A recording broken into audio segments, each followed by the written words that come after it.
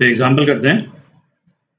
A metallic rod of length L is tied to a string of length 2L।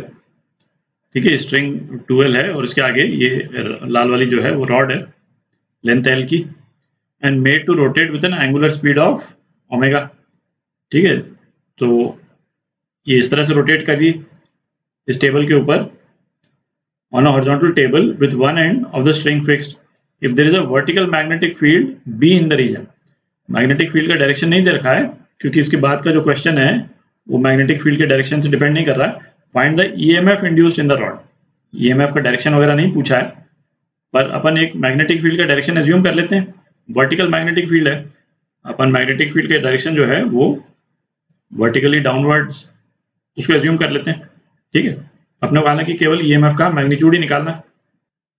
अच्छा, इसको ऐसा करते हैं, इसको यदि इस तरफ से यदि देखेंगे तो किस तरह का दिखेगा, है ना, वो डायग्राम बना लेते हैं, उससे विजुलाइज करना थोड़ा सा बेटर रहेगा। ठीक है, तो ये डायग्राम बना लिया अपन ने। इसमें मैग्नेटिक फील्ड जो है वो टेबल के अंदर है, अपन ऊपर से देख रहे हैं इस टेबल को, और ये स्ट्रिंग और रॉड जो है वो इस तरह से एंगुलर फ्रीक्वेंसी ओमेगा से घूम रहे हैं।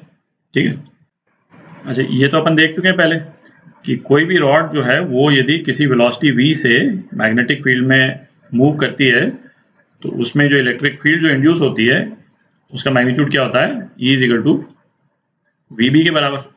ठीक है, यहाँ पे रॉड रोटेट कर रही है, तो रोटेट करने के कारण क्या है, बेसिकली जो रॉड के जो दो एंड्स हैं उनकी वेलोसिटी सेम नहीं है। जो रॉड का ये वाला एंड है उसकी वेलोसिटी सपोज ये है, यदि मैं उसका मैग्नीट्यूड ड्रॉ कर रहा हूँ तो रॉड के इस एंड की वेलोसिटी जो है वो ज़्यादा हो जाएगी। ठीक है, क्यों? क्योंकि v जो है वो r ओमेगा के बराबर है ना, रेडियस पे डिपेंड कर रहा है वेलोसिटी, तो इस तरह से वेलोसिटी जो है वो डिफरेंट है, दोनों एंड्स जो है रॉड के उस पर वेलोसिटी डिफरेंट है। तो v का जो ये रिलेशन है उसको हम यदि इक्वेशन 1 में डाल देते हैं तो क्या आ जाएगा, जो इलेक्ट्रिक फील्ड का जो रिलेशन है वो क्या आ जाएगा अपने पास, ओमेगा बी इंटू आर। ठीक है, ये तो कांस्टेंट है और r जो है वो वेरिएबल टर्म है। ठीक, अच्छा हालांकि हमसे पूछा नहीं है, पर ईएमएफ का डायरेक्शन जो है वो तो अपन निकाल ही सकते हैं भाई। यदि रॉड की वेलोसिटी इस पर्टिकुलर इंस्टेंट में इस डायरेक्शन में है ना, जैसा अपन ने शो कर रखा है, तो v क्रॉस b का डायरेक्शन क्या होगा, v क्रॉस b का डायरेक्शन ये हो जाएगा। ठीक है, तो इसका मतलब क्या हुआ कि जो चार्जेस हैं इस कंडक्टिंग रॉड के अंदर उन पे जो फोर्स लग रहा है उसके कारण जो रीडिस्ट्रीब्यूशन ऑफ चार्ज जो है वो कुछ इस टाइप का हो जाएगा। ठीक है, पॉजिटिव चार्जेस इधर, नेगेटिव चार्जेस इधर, तो इलेक्ट्रिक फील्ड जो इंड्यूस हुई इस रॉड के अंदर उसका डायरेक्शन ये हो जाएगा, और इक्विवेलेंट ईएमएफ जो है इसका यदि हम बनाएं तो इस तरह की बैटरी हो जाएगी। ठीक है, पॉजिटिव ये और नेगेटिव ये। ठीक है, हालांकि ये अपने से पूछा नहीं है ईएमएफ का डायरेक्शन, क्योंकि मैग्नेटिक फील्ड का डायरेक्शन दिया हुआ नहीं है, ये तो अपन ने एज्यूम किया है, तो केवल मैग्नीट्यूड ही निकालना है अपने को। तो ईएमएफ का मैग्नीट्यूड जो है वो क्या हो जाएगा, इंटीग्रल, वो माइनस साइन नहीं लगा रहे हैं क्योंकि अपन केवल मैग्नीट्यूड निकाल रहे हैं, ई डॉट डी आर। ठीक है, अच्छा यहाँ पे तो अपन देख ही सकते हैं कि इलेक्ट्रिक फील्ड का जो डायरेक्शन है वो डी आर के डायरेक्शन के अलॉन्ग ही है। ठीक है, तो इसको अपन लिख सकते हैं ई डी आर कॉस 0।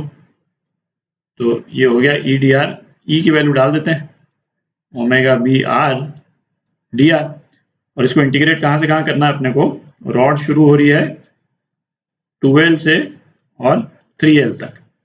ठीक है, रॉड जो है 2L से 3L तक है, तो इसको 2L से 3L इंटीग्रेट कर देते हैं, तो ये क्या आ जाएगा, omega B by 2r², 2L से 3L, तो ये कितना आ गया, 5 ओमेगा बी r² बाय 2। ठीक है, तो ये ईएमएफ का ये मैग्नीट्यूड आ गया, तो ये आपका आंसर। ठीक है।